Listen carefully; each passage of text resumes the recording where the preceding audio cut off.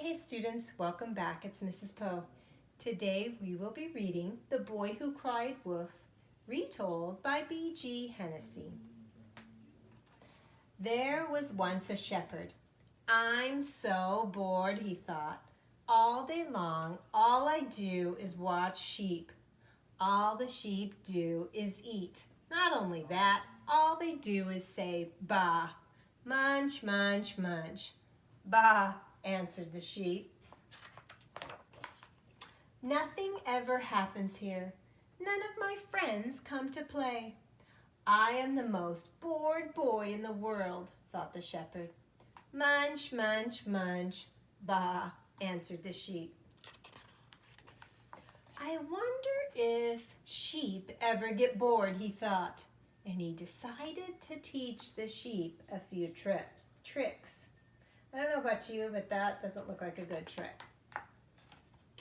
He expected the sheep would be very happy to learn something new, but none of them seemed to be interested. All they did was munch, munch, munch. "Bah," said the sheep. "What I need is a little excitement," said the shepherd. "Well, what would be exciting?" "I know," he said.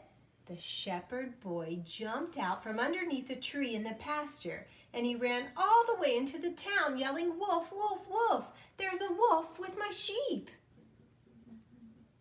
I don't see a wolf, so I think he's playing a trick. All the townfolk came running as fast as they could to help the shepherd, the poor little boy, to protect his sheep.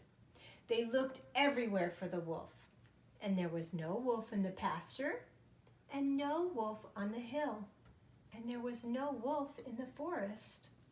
I don't see any wolves, do you? One of the shepherd boy's best friends stayed with him for the rest of the day to make sure the wolf was really gone. That was a fun afternoon, thought the shepherd boy. But the next day, munch, munch, munch, bah. Life in the pasture was boring again. So the shepherd boy jumped up from under the tree into the pasture, and he ran to the town, this time yelling, "Wolves, wolves, wolves! There are 2 wolves after my sheep." I don't see any wolves. And then, just as the day before, everyone came lickety-split to help the shepherd boy protect his sheep. And just like the day before, they looked everywhere for the wolves. There were no wolves in the pasture, there were no wolves on the hill, and there were no wolves in the forest. "They must have run away," the shepherd explained. Wait, I think he's tricking them. One of the boy's friends stayed with him for the rest of the day, and this time to see if there really was a wolf. That was another fine afternoon, thought the shepherd boy, after his friend had left.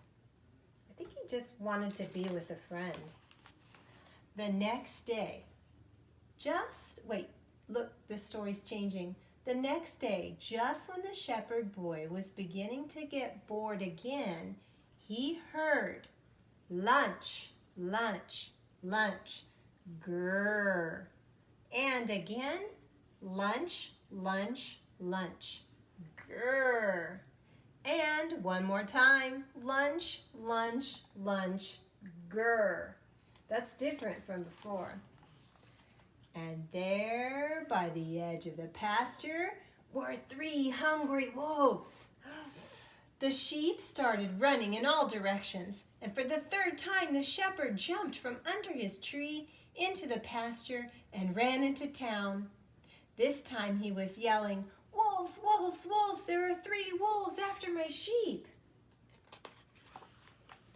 But this time, nobody came to help.